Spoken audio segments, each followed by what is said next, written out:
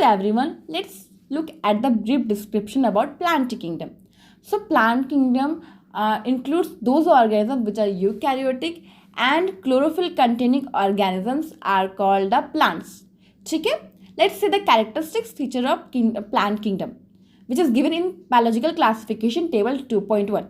Cell type is eukaryotic, body organization tissue level, organ level, cell wall cellulosic, mode of nutrition autotrophic, that is photosynthetic.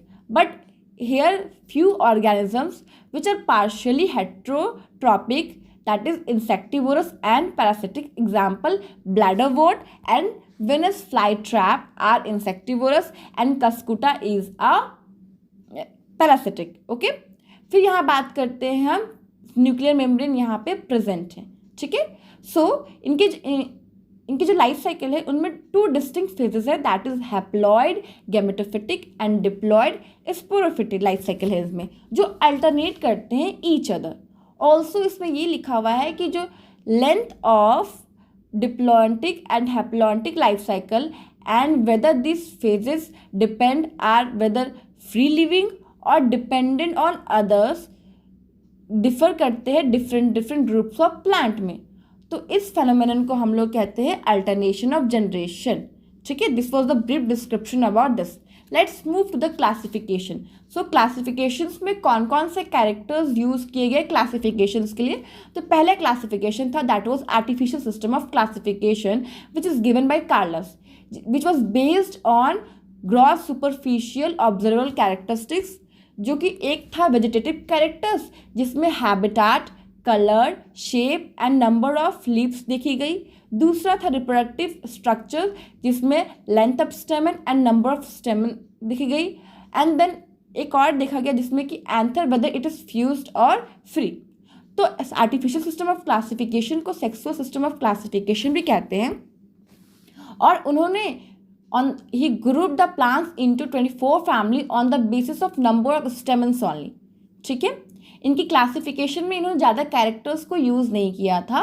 Okay, तो let's the demerits. इनके demerits ये है कि the closely related species were placed in different groups and he given equal weightage to vegetative character as well as reproductive characters also, but it was not acceptable क्योंकि vegetative character are easily affected by environmental and situations की वजह से वो उनकी morphology change सकती है. वही कारण था जिसके वजह से वो उन्होंने क्लोजली रिलेटेड स्पीशीज को डिफरेंट ग्रुप्स में रख दिया. ओके, देन लेट्स, तो इसी चीज़ को इम्प्रूव करने के लिए देन आई natural system of classification which was based on natural affinities between the organism.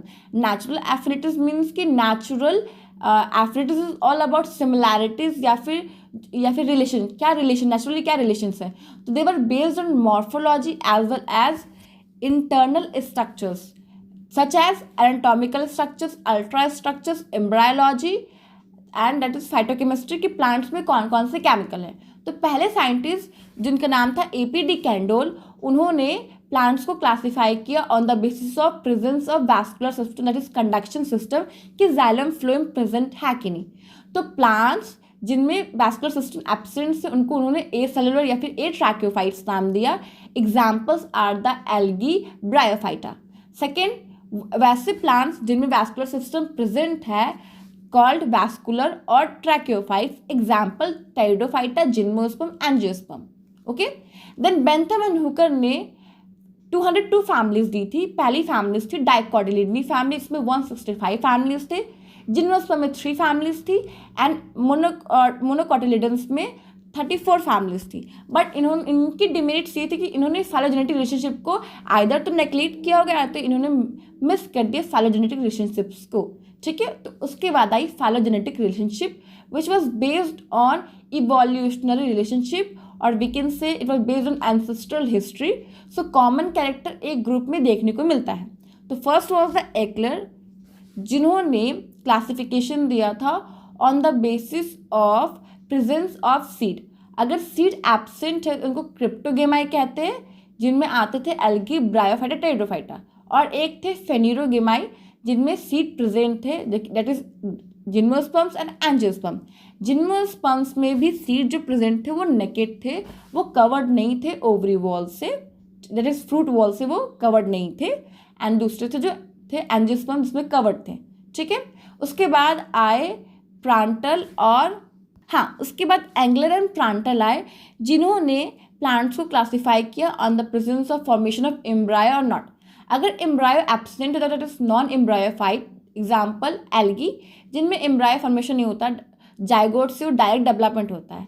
Second उन्होंने किया था एम्ब्रायोफाइटा, जिसमें एम्ब्रायो फॉर्मेशन होता है, तो उसमें भी 2 बेसिस पे डिवाइड किया था, fusion of male and female gamete. अगर मेल मोटा है तो उनको जूडियोगेमी में रखा था, दैट इज टेरिडोफाइटा और ब्रायोफाइटा, और एक था जिसको बोलते हैं सिफेनोगेमा, जिसमें कि नॉन मोटाइल गैमेट्स थी, एग्जाम्पल जिम्नोस्पर्म एंड एंजियोस्पर्म। उसके बाद जो क्लासिफिकेशन में वो था टाइप्स ऑफ टेक्सोनॉमी, जिसको हम लोग कहते हैं मेथड्स ऑफ क्लासिफिकेशन, आज के टाइम में जो सबसे ज़्यादा यूज हो रहा है दैट इज न्यूमेरिकल टेक्सोनॉमी। इसमें कैरेक्टर्स को यूज़ करते हैं और हर कैरेक्टर्स को एक सिंबल असाइन किया जाता है, जिसको हम लोग नंबर से डिनोट करते हैं। Equal weightage is given to each single character and all the observable character are computerised, ठीक है। सो अगर आप कंप्यूटर पे कोई भी कैरेक्टर्स को अगर आप डालोगे तो आपको वो सारे फीचर्स दिखा देंगे, इसलिए सबको इक्वल वेटेज दिया गया है।